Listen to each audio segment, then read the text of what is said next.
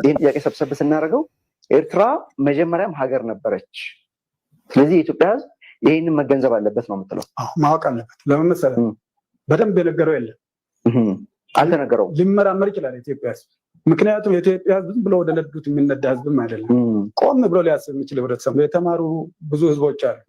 ምንድን ነው ግን እንዴት እንቆቅልሽ ነው የኤርትራ ጉዳይ። ሁልጊዜ ተሸፍኗል። ታውቃለህ፣ የወደብ ጉዳይ ወደብ ስለሚያስፈልግ ብቻ እኛም እኮ እዛ ሄደን ያን ሁሉ አጥንታችን ከስክሰን ደማችን ያፈሰስን ነው። እየፎከረ የኢትዮጵያ ሰራዊት ተራራ ለተራራ ያን ሁሉ ይዋጋ የነበረው እኮ ወደባችን ድንበራችን ቀይ ባህር ነው ብሎ ነው። ፕሮፓጋንዳውም ያ ነው። ግን ለምን ታዲያ እንደዛ ከሆነ ዓለም ለምን ብሎ ተመለከተ? ለምንድን ነው ሬፈረንደሙ ሲካሄድ ወደቦቿን ይዛ ሄደችው ኤርትራ? ድሮ ጣሊያን ስለከለለው።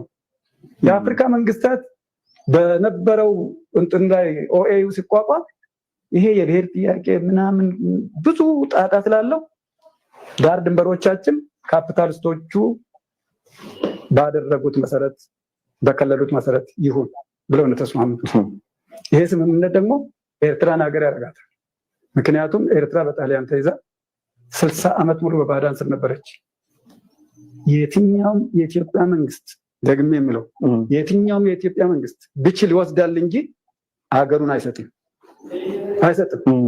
ይሄ ደግሞ ኢትዮጵያን ስንፎክርበት የኖር ነው አይደለም። ጀግንነታችንን የምንናገርበት መሬታችንን አናስደፍርም የምንልበት ነው። ሁለተኛ ነገር ደግሞ በጣም በጣም በጣም መታወቅ ያለበት እነዚህ 5 ጣቶች ናቸው። ከነዚህ የትኛውን ቆርጠህ ልጥል ትችላለህ? የትኛውን አትችል። አካልህ ነው። እኛ ኤርትራ ያን ሁሉ ዓመት በባዕድ ጫማ ስር ስትረገጥ እውነት ኤርትራ ኢትዮጵያ ከሆነች በኢትዮጵያ ታሪክ ውስጥ በመጽሐፍቶቹ ተደጋግመው እንደተጻፉት ኢትዮጵያ በቅኝ ግዛት አልተገዛች ይባላል አይባልም? ይባላል። እናንተ ሀገርህን አስገዝተህ ኤርትራን የሚያክል ምድር ስንት ሚሊዮን ህዝብ ያለበትን ሰጥተህ ነው እንደ ቅኝ ግዛት አልተገዛንም የምትለው?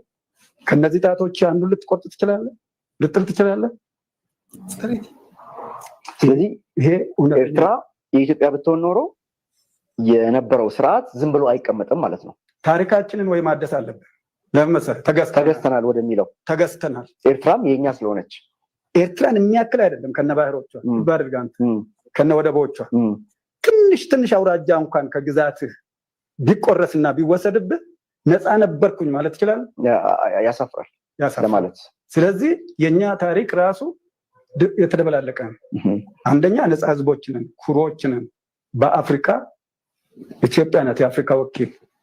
ሌሎች ኤርትራ አፍሪካውያንም የኢትዮጵያን ተምሳሌ ተከትለው ነው ነፃነታቸውን ያገኙትና ለነፃነታቸው የተነሳሱት። ትክክል ነው። ብዙዎቹ እንዳውም ባንዲራቸውን የኢትዮጵያ ባንዲራ ለማስመሰል ሞክረዋል። ተምሳሌት ናት። ግን ተምሳሌት ስትሆን ጉድፍህን አስቀምጠህ ነው እንደዚህ ለሌላ የምታወራው። አሁን እኔ በግል የተረዳሁት ነገር ምንድነው፣ የኢትዮጵያ ታሪክ ጥሩ ብቻ ነው ወደፊት የሚመጣው። መጥፎ የምንለው ታሪክ ይደበቃል። ታሪክ ደግሞ ጥሩም ክፉም ነገር ነው። ታሪክ ነው፣ የሚቀየር ነገር የለውም። ስለዚህ የኤርትራ ታሪክ ወደፊት በተለያየ ሁኔታ እንመለስበታለን። ሌላው